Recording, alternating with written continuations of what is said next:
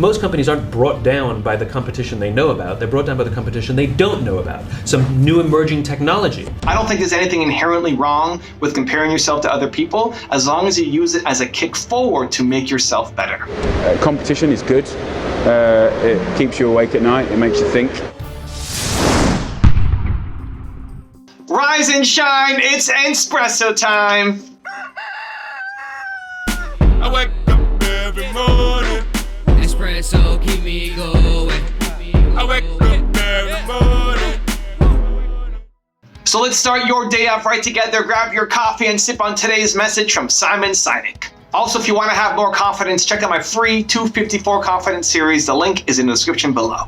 You get the benefit of hearing what everybody else has to think before you render your opinion. It's like a hammer. You can use it broadly or narrowly. You can build a table, you can build a house. It's the same tool. Companies obsess about their competitors, which is fine tactically, which is fine for short term. But long term, most companies aren't brought down by the competition they know about. They're brought down by the competition they don't know about. Some new emerging technology. Do you think the music business was paying attention to the computer business at all? Of course not. They were paying attention to other music companies. MySpace wasn't focused on Facebook. They didn't even know Facebook existed. But it's Facebook that brought them down or significantly hurt their business, right? In other words, if you don't even know who your competitors are, what's the point of fixating and making all of your business decisions based on competitors? All we're doing is reacting. This is why purpose matters. It gives us a North Star. Yes, we have to concern ourselves with our competition from a tactical and short-term point of view, but to make long-term strategic decisions based on a competitive set that we don't even know if it's complete, based on technology that we don't even know it's completely fully baked, is madness. It's absolutely madness, right? So you want to fixate on the path. You become who you consistently think about. So if you compare yourself to people who've done a lot more than you, competition who's way ahead of you, then you will rise up your standards. You will gain strength to go and match them. If you compare yourself to people who haven't done as much, people who are down in the swamp, people who are way lower than you, then you're going to get dragged down into the swamp as well. I don't think there's anything inherently wrong with comparing yourself to other people, as long as you use it as a kick forward to make yourself better. So Simon used the example of MySpace and not knowing about Facebook, and then Facebook came and destroyed them, right? They were paying attention to the wrong competition. Well, look at Facebook and look at what they did with Instagram. When Snapchat started coming along, they had a better feature of telling the stories, and Instagram just copied Snapchat, pretty much exactly their feature, and then Instagram starts taking off and Snapchat starts declining, right? If Snapchat's doing it better, you can learn from your competition. If your competition is out there crushing, you can learn from them. But if you're already the best, you don't want to compare yourself to them. You want to compare yourself to people who are crushing it in different fields. So I look at Toronto Dance Salsa as an example. It's a business I invested into and now own in Toronto, where it's the largest salsa dance studio in Canada for sure, maybe North America. We'll teach 5,000 to 6,000 people a year how to dance salsa. I'm training Alex under me. I'm mentoring him to help him become an entrepreneur and one day run the entire business. I look at him, and every time he compares us to the other schools, like, you got to stop thinking about it. We are bigger and more successful than every school combined in our city. I don't care what the other schools are doing. I don't compare myself to the other schools. I'm okay with them looking up to us, but I don't look to them to say, what can we copy? I want to look to other successful businesses that are bigger than us, that are having a bigger reach, more impact. I want to look at companies that are doing great on the entertainment side, on the education side. What can we learn? How can we model these amazing organizations? That's who I want to compare myself to. I want to rise our standards to go meet them, not get pulled down by the people who are smaller than you. And so I think brushing competition with one stroke is dangerous. I think you just have to do a better job defining who you're in competition with. And if you can find yourself as a small fish in a big pool and there's giant whales to go after, who've been around, who can teach you lessons, I think it's fantastic to go and try to chase them down. Just make sure you're not the big fish in a small pond being the best and then slowly getting lazy and lazy and lazy because everybody else is smaller than you and you get pulled down into the muck. So I've got a 3-step process on how you can model competition successfully. Step number 1 is figure out, what do you want to become? What do you want to become? What kind of company do you want to become? Or even as a human, what kind of person do you want to become? What is your goal, right? Get clear on the kind of company that you want to become. Step number 2 is who is like them so you can model them, right? So if you want to pick, I want to be a values-led organization, great. There may not be anybody in your industry who's done it and won at it. Don't copy those people. But there's lots of companies who have done it, maybe in a slightly different industry. Go learn from them. They may not be able to teach you exactly the thing you need to do, but they can take you 80% of the way. So once you identify what the thing is that you want to become, 2, go out on a hunt. Go out on a search to find the people who have done that thing. And then step number 3 is how can you make them a part of your daily routine? Right? You become what you consistently think about. You become who you consistently associate with. One of the main reasons why I have this YouTube channel and all my others is I want to be around success. I want to be around Simon Sinek and Warren Buffett and Oprah Winfrey every day. I want parts of them in my ear every single day because they move me forward. They pull me forward in a direction. Otherwise, it's easy to stay where you are. The difference between where you are right now and where you'll be in 5 years is all the people and conversations and learning that you've had.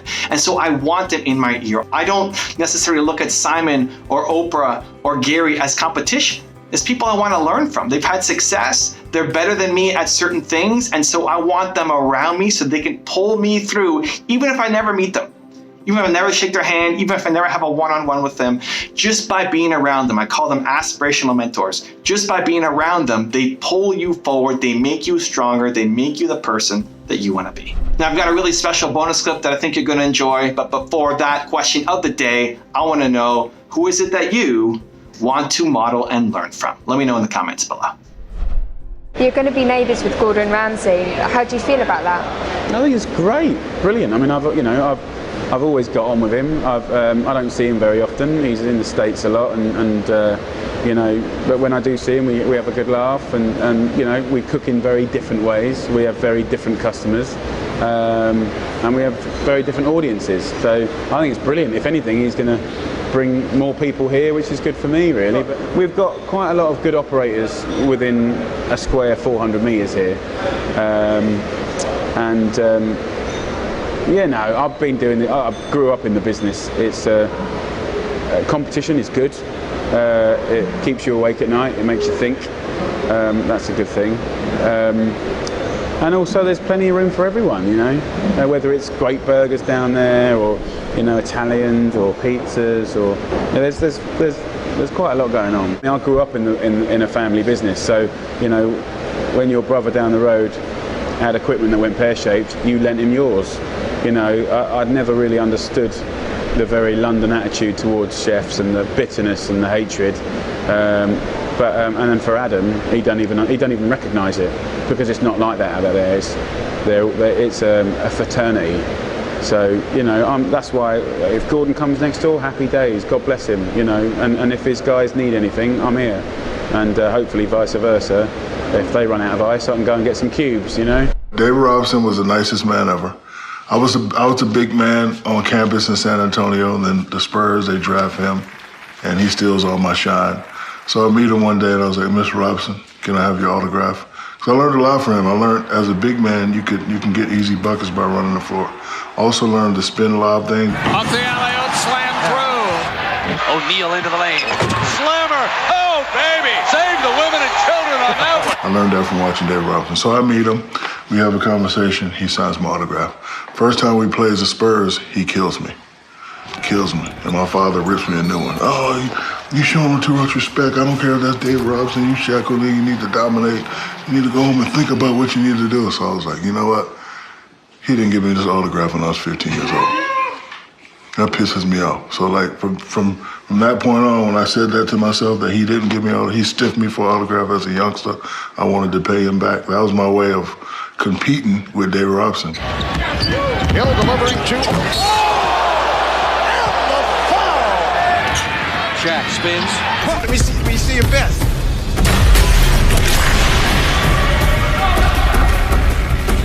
You all right? Yeah, I'm all right. So, I guess we will never know between the two of us. I'm seeing that you just destroyed the basket. Hill follows and almost does bring down the entire backcourt. That's what we haven't seen. Hill puts it on the floor and stops, and he brought it down. He brought the whole goal down. Goodness.